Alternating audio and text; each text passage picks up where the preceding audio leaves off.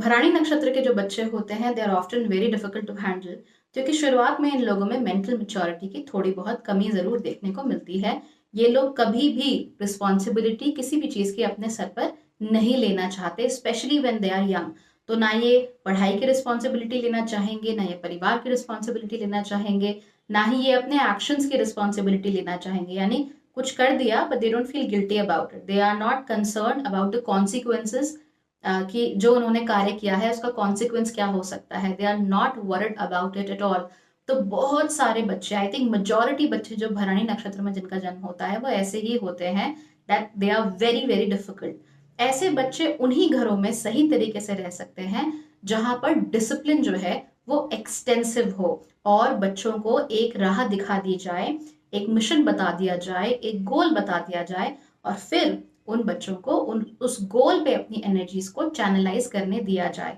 अगर आपका बच्चा भराणी नक्षत्र का है और आपने उसे फ्री छोड़ रखा है so that he can do whatever his heart desires, he can move according to his whims and fancies, तो फिर आप एक ऐसे बच्चे को बड़ा कर रहे हैं जो कि आगे जाके भी अपनी लाइफ की रिस्पॉन्सिबिलिटीज लेने को राजी नहीं होगा और रिस्पॉन्सिबिलिटी के साथ वो अनकंफर्टेबल फील करेगा। एंड कई बार ऐसा भी होता है कि भराणी नक्षत्र में जन्मे हुए लोग इतने क्लूलेस हो जाते हैं, इनके अंदर डिजायर का वैल्यू इतना ज्यादा होता है कि ये हर चीज के पीछे भागने लगते हैं। तो हर चमकती चीज के पीछे ये लोग भागना शुरू कर देते हैं।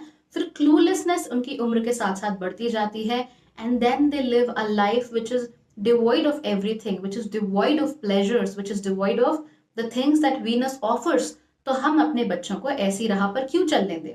या फिर अगर आपका नक्षत्र भराणी है तो आप भी ऐसी राह पर क्यों चले? आप जानते हैं कि आपके अंदर एनर्जी है, आप जानते हैं कि आपके अंदर पोटेंशियल है, तो उस पोटेंशियल को सही राह दिखाइए एंड उस हिसाब से चलिए।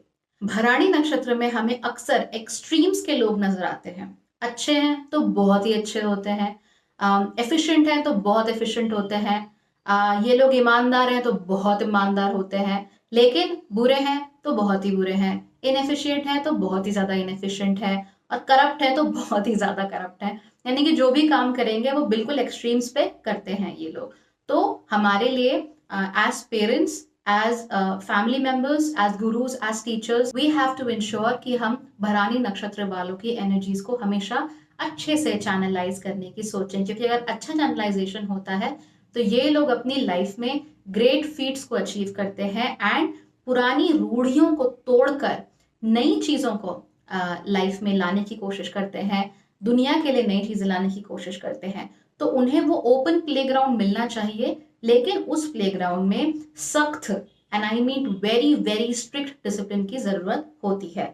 यानी अगर आपको योगियों वाला जीवन भी जीना पड़े कि 4 बजे उठ रहे हैं, 5 बजे अपना पूजा वगैरह कर रहे हैं, 6 बजे से 6 बजे नाश्ता किया, उसके बाद आपने 7 से 10 कोई काम किया, फिर 10 से 11 कोई काम किया, अगर ये क्लॉक वर्क वाली जिंदगी भी जीनी पड़े तो आपको जीनी चाहिए, because this is what is going to keep you in order, this is what is going to give you the best results that your life can provide.